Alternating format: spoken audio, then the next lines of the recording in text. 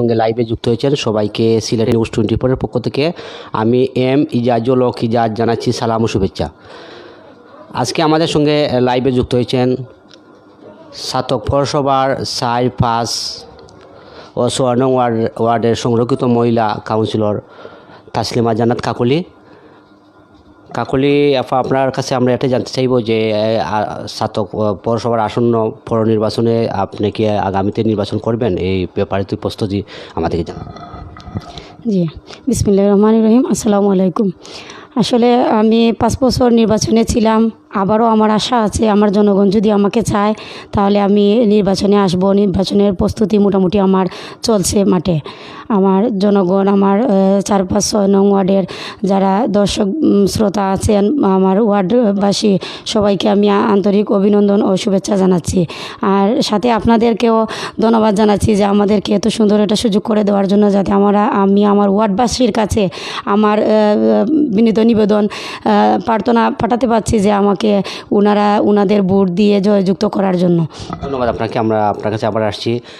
যে দেখেন, আপনি তো 3টা ওয়ার্ড নিয়ে সংরক্ষিত মহিলা কাউন্সিলর, আপনার ওয়ার্ডের বিশেষ উন্নয়নমূলক কার্য বলে যদি আমাদেরকে জানান। আসলে আমাদের ওয়ার্ডের, আমি তো চাতক পৌরসভার মহিলা কাউন্সিলর, আমাদের ওয়ার্ডের উন্নয়নমূলক কাজ বলতে আমরা মহিলারা কোনো এই রাস্তাঘাটের কোনো উন্নয়ন করতে পারি নাই। যেটা আমাদের দর্শক, আমার ভোটার আমার কাছে দাবি করেছিল যে আমরা রাস্তাঘাটের উন্নয়ন করব। এটা আসলে আমাদের কাছে নাই, আমাদের মেয়র মহোদয় বা ওয়ার্ড কাউন্সিলর ওনাদের কাছে আছে। আমরা শুধু নারী সংক্রান্ত বিষয়, তাছাড়াও আমি আমাদের নারীদের মধ্যে আমরা ওই সেলাই প্রশিক্ষণ দিয়ে অনেক নারীদেরকে আমরা সেলাই মেশিন দিয়েছি। তাছাড়াও ছাগল দিয়েছি অনেক মহিলাদেরকে।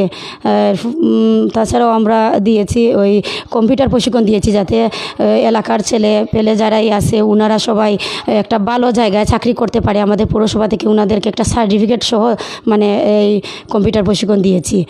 আর মসজিদ মন্দির যেগুলোই আছে আমার ওয়ার্ডে, আমার 3 ওয়ার্ডে, আমি চেষ্টা করছি ওই ওয়ার্ডে আমার পৌরসভা থেকে মেয়র মহোদয়ের পক্ষ থেকে আমি ওই সৌর বিদ্যুৎ দেওয়ার আমি অনেকটা দিছি।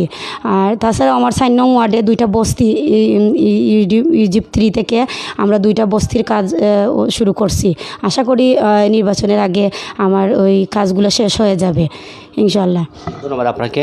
আপনি যে নারী কাউন্সিলর, নারীদের জন্য আপনি যে ভূমিকা রেখেছেন, এ ব্যাপারে যদি আপনার প্রত্যেকটা কিছু জানেন।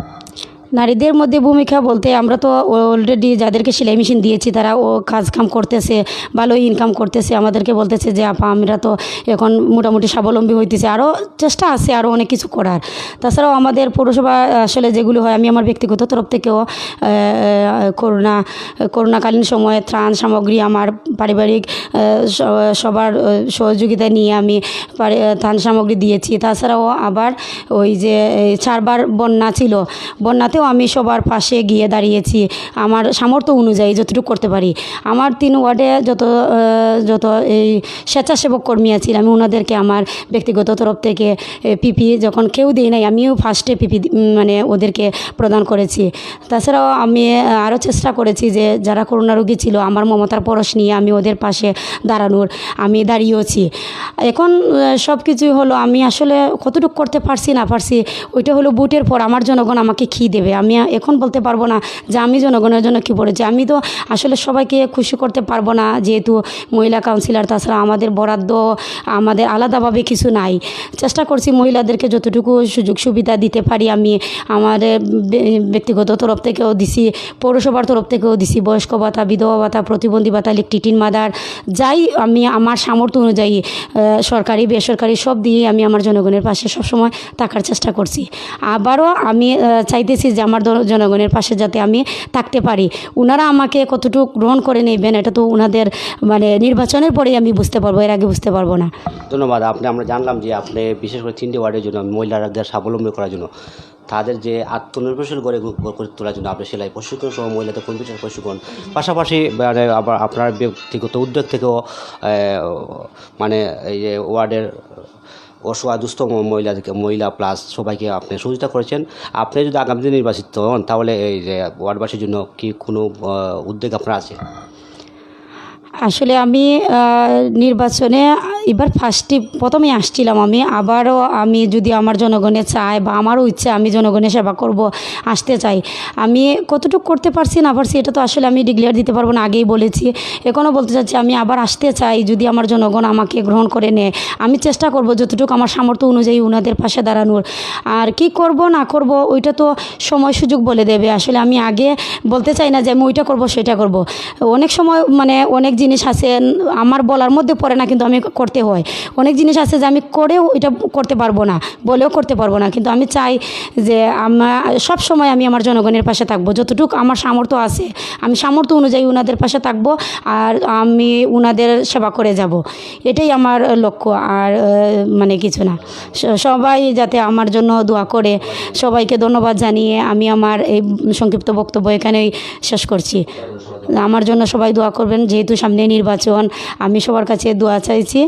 আর সবার সম্মতিক্রমেই আমি নির্বাচনে আসবো। আর যদি ভুল ত্রুটি হয় তাহলে ক্ষমা সুন্দর দৃষ্টিতে আমাকে দেখবেন, এটাই জানিয়ে আমি ধন্যবাদ জানাই। ধন্যবাদ আপনাকে।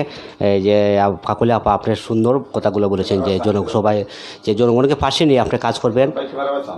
যদি আপনি আবার নির্বাচিত হন তাহলে যে বিশেষ করে আপনার সামর্থ্য, আপনাদের আসলে সংরক্ষিত মহিলাদের জন্য আসলে বরাদ্দ তো কম। আপনি বরাদ্দ যা পেয়েছেন সবাইকে বন্টন করে দিয়ে সুষ্ঠুভাবে বন্টন করে দিয়েছেন, এই তো আপনার দাবি। আপনি পুনর্নির্বাচিত হওয়ার জন্য সবার কাছে আপনি যে আশা প্রত্যাশা সবার কাছে দোয়া চেয়েছেন। আমি আপনার সুস্বাস্থ্য কামনা করে আপনি আবার আগামী দিন নির্বাচন প্রত্যাশা ব্যক্ত করে আমরা আপনার কাছ থেকে বিদায় নিলাম। আসসালামু আলাইকুম।